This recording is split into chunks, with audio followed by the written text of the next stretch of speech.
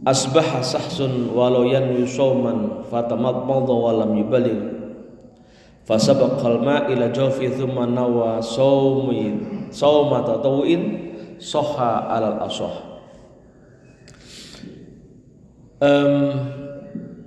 Tarhib Ramadan ini menjadi penting kita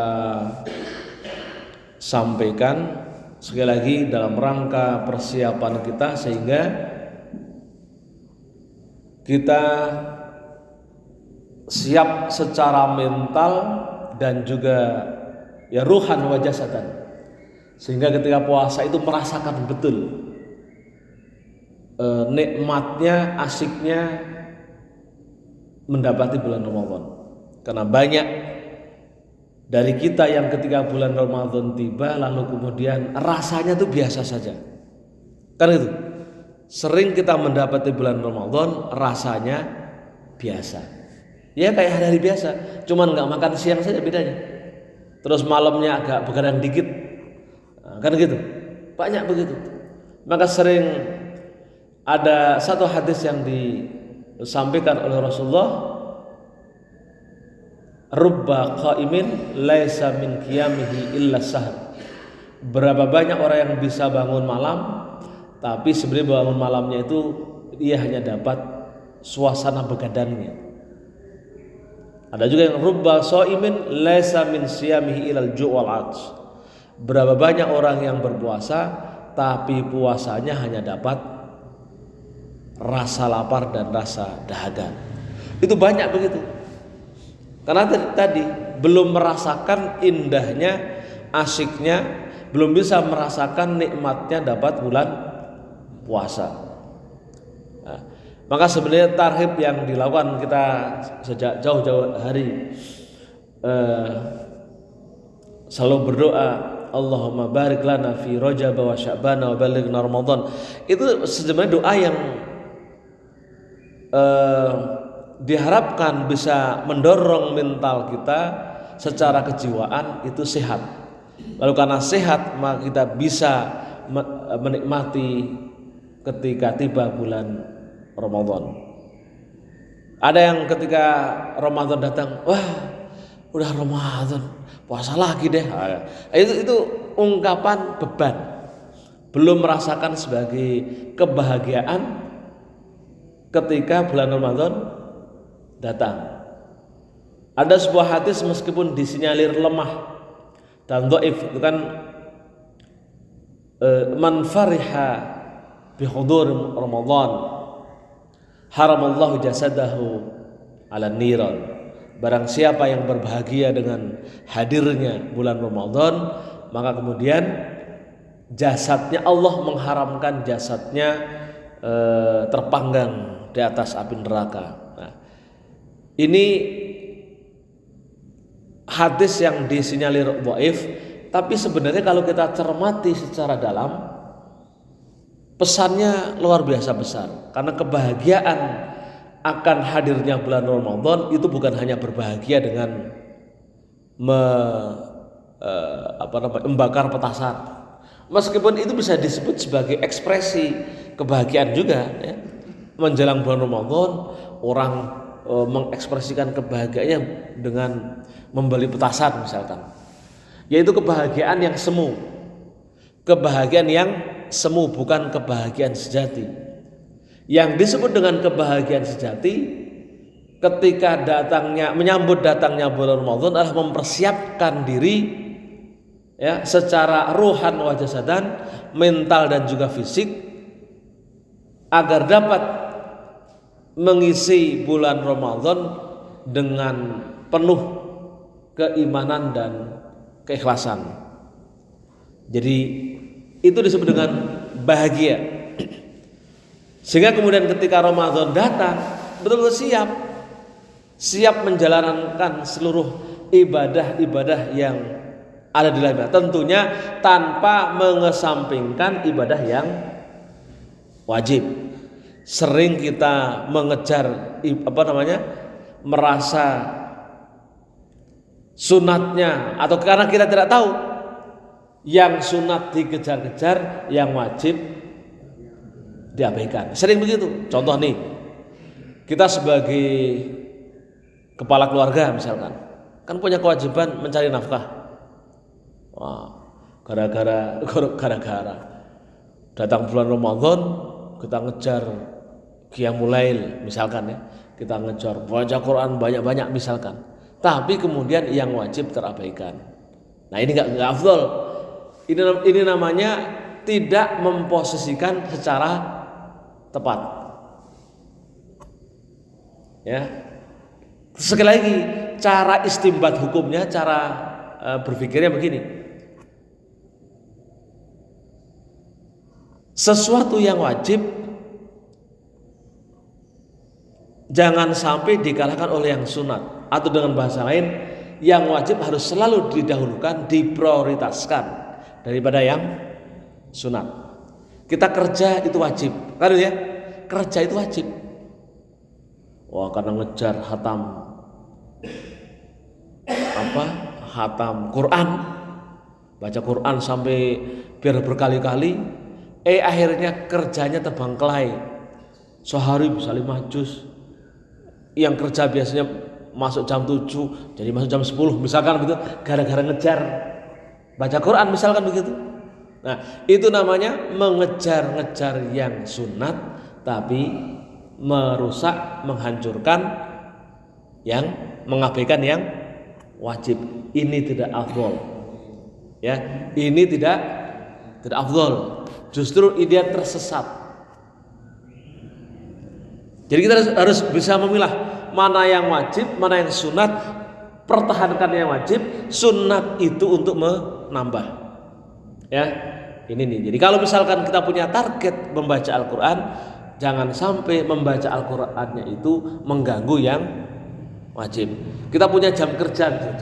Kalau misalkan yang kantoran, jam kerja itu jam 7:30 sampai jam 3 misalkan. Atau masuk jam 8 sampai jam 3. Karena lagi pengen ngejar tadi, yang mengejar yang sunat, sampai di kantor saja baca Quran. Itu namanya apa? Mengejar-ngejar yang sunat, mengabaikan yang wajib, tidak afdol. Nah, jadi melaksanakan yang sunat selama bulan puasa, yang wajib jelas lebih besar pahalanya daripada yang sunat. Kalau sunat itu disebut hitungannya kecil kalau dikalkulasikan. Kalau kita mau menghitung pahala-pahala yang selalu disebut oleh Rasulullah, misalkan membaca Quran misalkan, man qara'a harfan min kitabillahi falahu hasanatun wa likulli hasanatin asyratu amsalihha. Barang siapa yang membaca satu huruf di dalam Al-Quran, maka baginya adalah satu kebaikan, satu hasanah. Dan yang disebut dengan satu kebaikan itu adalah 10 kali lipat. Itu biasa di hari biasa ya. Satu kebaikan itu, satu hasanah itulah 10 kali lipat. Wala aqulu alif lam mim harfan walakin alifun harfun walamun harfun wa mimun harfun. Tidak aku hitung alif lam mim sebagai satu huruf, bismillahirrahmanirrahim sebagai satu hasanah, tapi aku hitung alif satu huruf, lam satu huruf, mim satu huruf.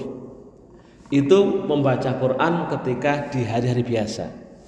Nah, sementara ketika di dalam Ramadan itu disebutkan kullu amali ibnu adama yudha'iful hasanah. Setiap amal kebaikan anak manusia selama bulan Ramadan itu dilipat gandakan. Berapa lipat gandanya? Asru amthaliha, 10 kali lipat, illa sab'imi'ah dhifin, sampai ke 700 kali lipat. Jadi pada bulan Ramadan itu seluruh amaliyah itu digandakan. Ini hukumnya ya. Hukumnya dari 10 kali lipat sampai 700 kali lipat. Itu bulan Ramadan. Jadi kalau kita baca Al-Quran di bulan Ramadan, itu yang tadinya 10 kali lipat bisa sampai 700 kali lipat. Itu baru baca Quran yang hukumnya sunnah. Tentunya yang wajib kita laksanakan lebih besar. Maka ketika kita melakukan yang wajib-wajib, Allah tidak menyebutkan pahalanya. Yang wajib-wajib Allah tidak menyebutkan pahalanya karena nggak bisa dihitung, kan begitu.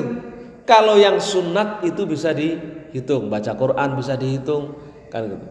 Tapi kalau yang wajib tidak pernah diinformasikan hitungannya berapa. Cuman yang jelas Allah menyebutkan melalui lisan Rasulullah, ya, dilipatkan yudha'aful hasanah asra amsalihha, dilipat gandakan kebaikannya itu sampai 10 kali lipat ila sab'i mi'ah dhifin, sampai 700 kali lipat. Nah, maka sekali lagi ini hukumnya ya, jangan sampai kita mengejar-ngejar yang sunat tapi mengorbankan yang wajib.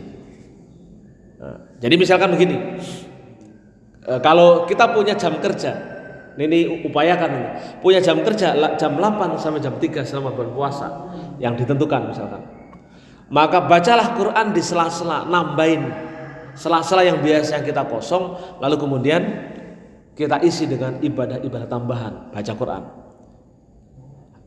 Misalkan habis subuh kan ada jeda itu, biasanya ngobrol-ngobrol ganti baca Quran, kan gitu ya. Habis maghrib misalkan, daripada kongko-kongko baca Quran. Habis isya, daripada nggak ngapa-ngapain sholat taraweh, kan gitu ya. Sholat taraweh menjelang tidur, daripada baca Quran. Nah, disitulah kita dapat mengisi bulan Ramadan secara tepat. Yang tepat itu di situ, mengoptimalkan ibadah kita, memaksimalkan ibadah kita tanpa mengganggu kewajiban kita. Nah, ini posisikan yang seperti itu ibadah-ibadah. Ya kalau misalkan yang jadi mana lebih afdal, misalkan punya jam kerja jam 7 sampai jam 3 misalkan, lalu jam 7 sampai jam 9 misalkan, saya isi baca Quran dengan kerja, lebih afdal mana? Afdal kerja. Misal Pak Haji punya jam kerja ngolah, kan memang kerjanya itu ngolah pupuk, biasanya jam 8 kerjanya, jam 8. Lebih afdal mana ngolah pupuk dengan baca Quran misalkan? Lebih afdal mana? Rijal jam 8 itu nyemprit, lebih afdal mana nyemprit dengan baca Quran? Nah gitu ya. Ini memposisikan beribadah yang, kecuali kalau kita nggak punya pekerjaan yang lain, kita biasanya nggak melakukan apa-apa, isi dengan baca Quran. Itu tentunya lebih afdal membaca Al-Quran. TikTok misalkan biasanya main HP misalkan, ganti baca Quran. Nah itu lebih afdal. Ya, jadi hukumnya begitu sekali lagi. Nah, amalia-amalia yang sering diutarakan oleh para dai kita sering melupakan itu, ya, sering menyampaikan baca Quran yang banyak, qiyamul lail yang banyak, besoknya gara-gara bangun malam sampai tengah malam besoknya nggak kerja karena ngantuk. Itu namanya sekali lagi mengejar-ngejar yang sunnah, mengorbankan yang wajib. Jadi ini hukum tidak bisa dilakukan. Ya. Jadi yang disebut fariha bi hudzur Ramadan, hadir bahagia dengan bulan Ramadan, kita bisa senang. Kenapa? Karena ruang-ruang yang kosong itu, yang biasanya kosong, yang biasa kita nganggur, diisi dengan ibadah. Seorang ibu rumah tangga jangan sedih, nggak bisa ini harus disampaikan ke istri kita. Jangan sedih gara-gara nggak bisa baca Quran, karena sibuk mempersiapkan buka, karena sibuk mendidik anak. Kan itu ya? jagain keluarga, jauh lebih besar pahalanya mendidik anak-anak kita, jauh lebih besar menjalankan kewajibannya, ya, mempersiapkan makan untuk keluarga daripada membaca Al-Quran. Kan itu yang wajib, membaca Al-Quran. Qiyamul Lail itu adalah sunnah. Nah, jadi sekali kalau kita Qiyamul Lail jangan kemudian mengorbankan yang wajib, gitu ya. Kita begadang saya malam sampai jangan mengorbankan sampai jam 3 jam. Jangan sampai mengorbankan yang wajib gara-gara Qiyamul Lail. Paginya tidur seharian, yang punya anak kecil sampai nggak keurus, dosa itu. Maka itu rubba qaimin laisa lahu min qiyami illa sahar. Berapa banyak orang yang bisa bangun malam, ya kan gitu ya? Bangun malamnya hanya dapat begadangnya. Nah gitu. Jadi ini biar kita siap. Jadi sekali lagi kita menjalankan ibadah-ibadah itu adalah sebagai ibadah tambahan agar waktu kita jangan sampai terbuang sia-sia. Jadi kalau Anda siap Qiyamul Lail, kenapa kemudian sejak Sya'ban, sejak Rajab kita baca doa tadi, Allahumma barik lana fi Rajaba wa Sya'bana wa ballighna Ramadan, biar fisik kita kuat. Jadi kalau kita nambah bangun Qiyamul Lail entah tarawih atau tahajud, paginya tidak mengganggu paginya ketika kerja. Nah, itu maksudnya begitu. Itu maksud man fariha bi huduri Ramadan haramallahu jazahu ala niran. Barang siapa yang berbahagia dengan kehadiran bulan Ramadan, ya, maka kemudian Allah akan mengharamkan jasadnya dari api neraka. Itu di situ maksudnya dia bisa tetap proporsional. Kan ya, tetap proporsional. Jamaah sekalian, nah setelah tahu itu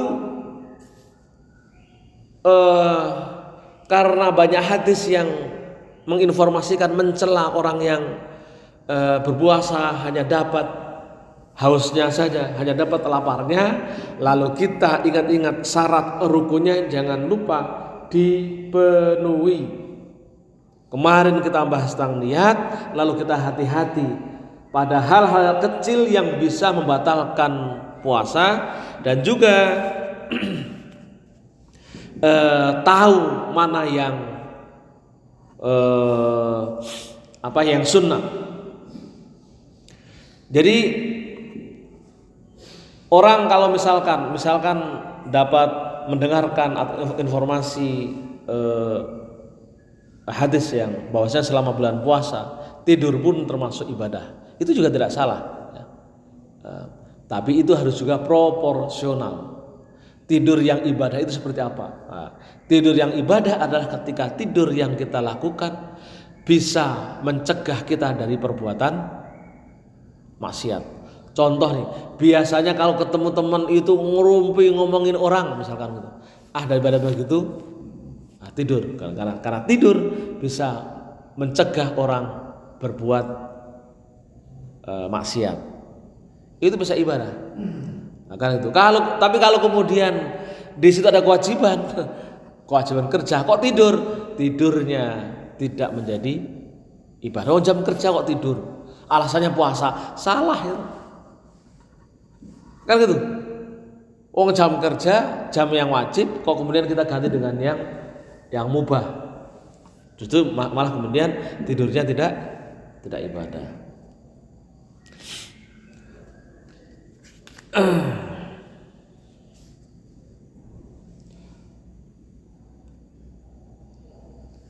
Wa ta'amadul qai' wa kadza 'adamul ma'rifah bi tarfin nahar.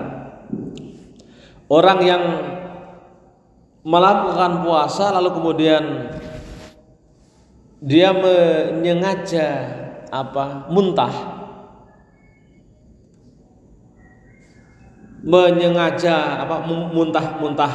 muntah dengan sengaja itu ya dilakukan sengaja. Kita nyogok lak-lakan apa namanya, tenggorokan, itu kan muntah dengan sengaja ya. Atau dia juga tidur sepanjang hari.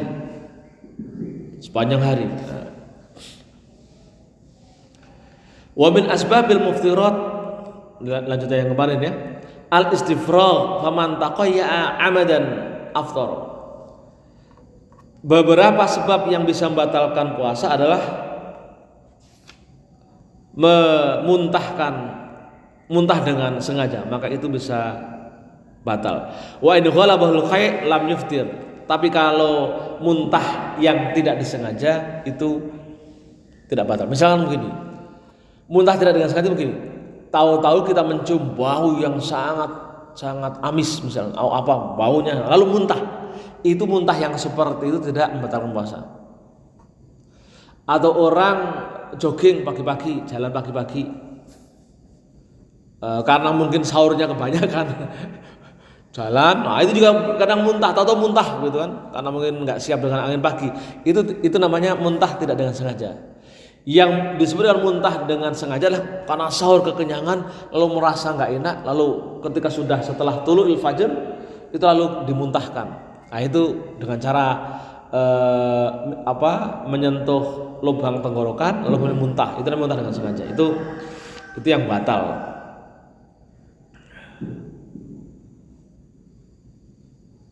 Nah, ketika kemudian orang itu berpuasa yang muntah meskipun dilakukan dengan sengaja, man dar'ahul qai'u wa huwa shaimun falaysa alaihi qadha wa man istaqahu falyaqdi. Orang yang muntah dan dia berpuasa, maka baginya tidak qadha. Maksudnya muntah yang tidak sengaja, artinya tidak batal puasanya. Tapi wa man istaqahu falyaqdi. Barang siapa yang berpuasa, maka barang siapa yang bersengaja memuntahkannya, maka dia harus membayar qadha. Nah, ini hal-hal yang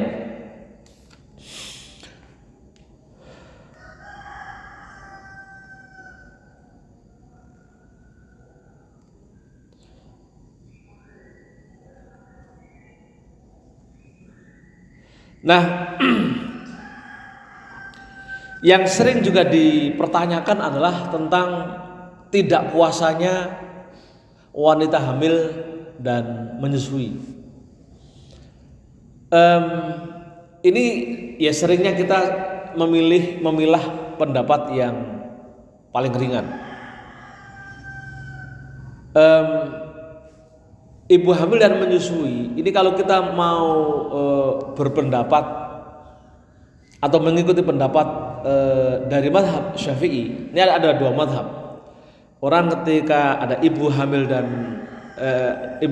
dan menyusui, itu baik ketika dia tidak berpuasa, itu baik dia khawatir terhadap dirinya ataupun khawatir terhadap jasad janinnya, secara umum itu ditetapkan bagi hanya membayar qadha saja tanpa fidyah. Itu kalau secara pendapat yang paling ringan. Tapi kalau kita mau ittiba dengan mazhab Syafi'i, itu dibagi alasannya.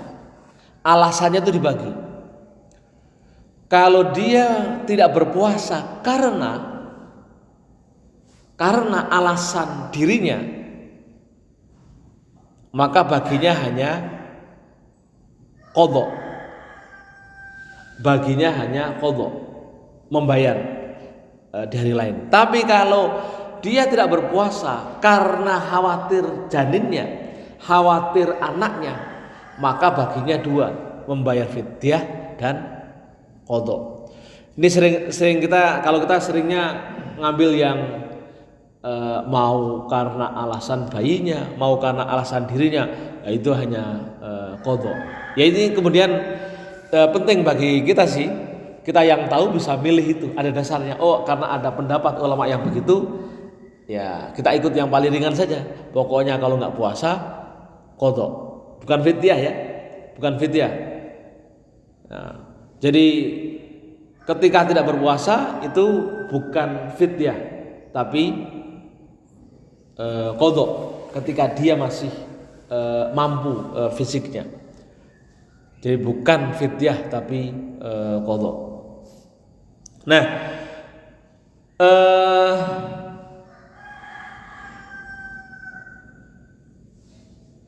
maka kemudian ketika berbicara atau menanggapi terkait dengan orang yang melakukan tidak puasa dengan sengaja. Ini karena juga kiasnya ke yang kondisi ini orang-orang ibu puasa, ibu hamil itu. Orang yang tidak berpuasa dengan sengaja itu terjadi perdebatan cukup menarik di kalangan ulama. Jadi ketika mazhab secara umum orang ketika melakukan hubungan badan, hubungan suami istri di siang hari di bulan Ramadan itu diberikan sanksi, diberikan kafarat, ya, memberikan makanan ke 60 orang miskin jika tidak mampu mengganti puasa selama 2 bulan berturut-turut, lalu kemudian kalau nggak mampu membayar fidyah, ya, 60 orang miskin, jika nggak mampu kemudian ya kemudian dapat dispensasi kalau nggak mampu. Nah, ini kemudian mazhab Maliki itu merespon orang yang dengan sengaja tidak berpuasa atau membatalkan puasa karena di siang Ramadan itu dianggap sebagai tidak menghormati datangnya bulan Ramadan, tidak menghormati bulan Ramadan. Maka kemudian bagi mazhab Maliki itu menyebut bahwasanya batalnya puasa karena makan atau sesuatu hal di siangnya bulan Ramadan itu hukumannya sama dengan berhubungan badan dia tiap hari. Kenapa? Karena dia anggap dia tidak menghormati datangnya bulan Ramadan. Jadi ilat membayar kafarat bagi orang yang melanggar atau yang melakukan hubungan suami istri di siang hari di bulan Ramadan itu karena tidak menghormati bulan Ramadan. Maka dalam mazhab Maliki orang yang membatalkan puasa tanpa alasan maka di bulan Ramadan maka itu hukumnya disamakan dengan melakukan hubungan badan di siang Ramadan. Jamaah sekalian,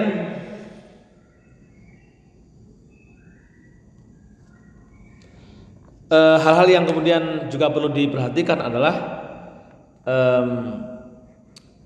menghindari hal-hal yang membatalkan puasa yang misalkan ada 10 hal, ya.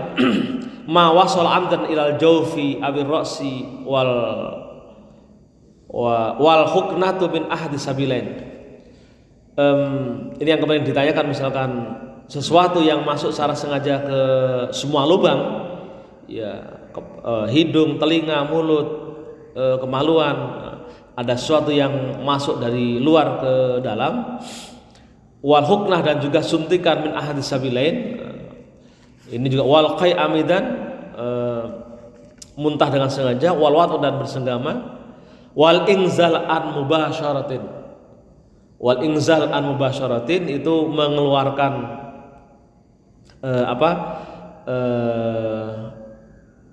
mani secara langsung. Itu maksudnya onani ataupun masturbasi, itu membatalkan puasa dengan sengaja. Wal haid nifas, wal junun wariddah. Junun gila sesaat, hilang akal sesaat, bukan hilang saat karena tidur, ya, tapi karena gila, ya. Ini membatalkan puasa. Wariddah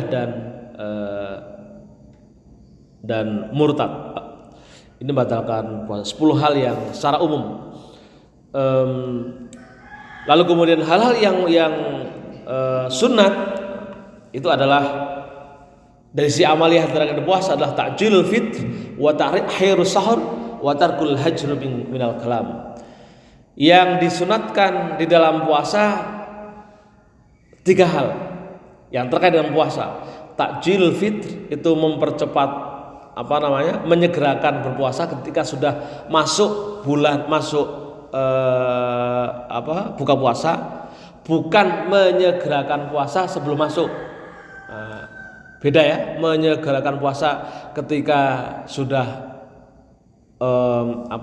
masuk buka puasa dengan menyegerakan buka puasa sebelum buka puasa, ya batal malahan. Misalkan jam buka puasa atau huruf terbenamnya matahari jam 6 kurang 1 menit kita buka, itu batal puasanya. Maka maksud takjil fitr ketika tahu itu sudah waktu berbuka puasa, segera berbuka. Begitu dengan takhirus sahur, mengakhirkan sahur. Tapi ini rata-rata takhirus sahur kadang karena khawatir sahur itu telat, maka kemudian sahur lebih cepat. Nah, kalau nanti jam sahur itu jam tulul fajr, terbitnya fajar itu jam 4.40 misalkan, yang dalam hitungan takhirus sahur adalah kira-kira dari jam 4:1 sampai jam 4.30 itu masuk takhirus sahur. Bukan nempel-nempel ke subuh. Jadi misalkan subuhnya jam 4.40, sahurnya 4.35. Bukan begitu. Ya. Karena untuk tetap kita harus menjaga ihtiyatnya 5 menit sebelum, minimal 5 menit ya, sebelum terbitnya fajar, tulul fajar. Jadi kalau dalam jam diukur tulul fajri itu adalah 4.40, maka 4.35 harus sudah berhenti. Kenapa? Hitungan jam ini waktu kita itu tidak pas tulul fajrnya. Ada batas batas penghitungan yang semenjak tulul fajr sampai waktu subuh itu ada batas, dikasih waktu sekitar 5 sampai 10 menit.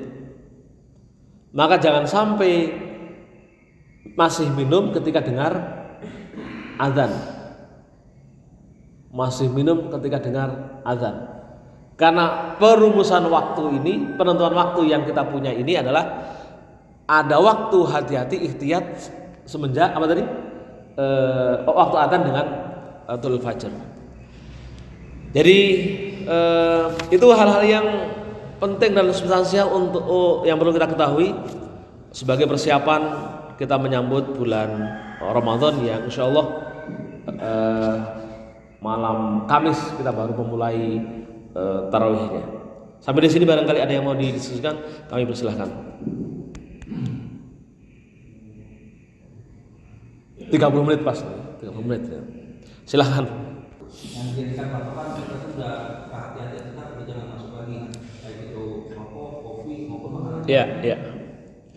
Jadi sekali lagi, imsak itu adalah kebijakan lokal kita ya, kebijakan masyarakat Indonesia. Yang kemudian imsak itu ditandai dengan sirine, kan itu ya, ditandai dengan sirine atau tarhib, ya arhamar rahimin irhamna. Itu tuh udah, itu tanda. Itu sebenarnya tanda kita saja. Jadi ini sekali lagi urusan imsak sebagai sebuah peringatan itu yang paling pokoknya maksimal itu subuh kurang 5 menit.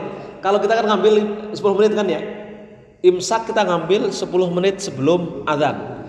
Itu memang keren karena jagain agar tidak terlanjur.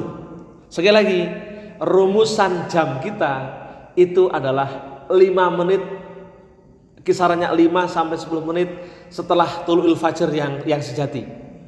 Di langit ada tulu'ul fajr yang ditandai dengan munculnya khaitul abyad, benang putih, yang sudah dihitung oleh para ulama, dihitung yang kemudian ada ilmu falak untuk menghitung jam sekian diperkirakan tulu'ul fajr itu adalah sebenarnya misalkan subuhnya kan 7.40. 4.35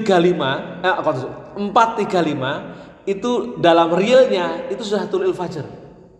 Tapi karena subuh, jangan sampai orang itu sholat subuh belum masuk subuh, maka dimundurkan sedikit.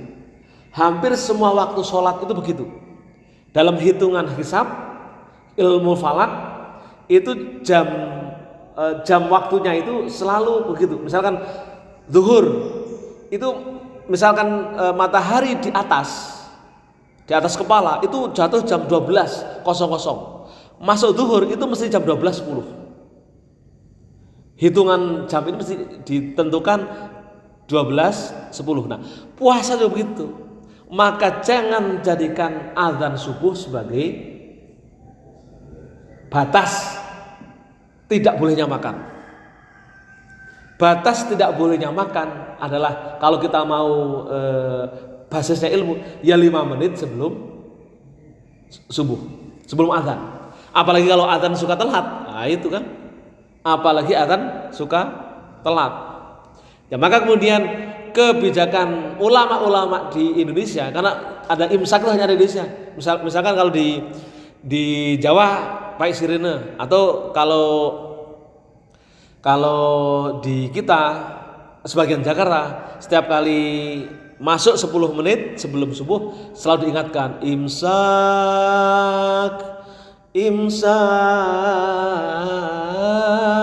Nah, itu perhatian. Oh, sudah imsak nih.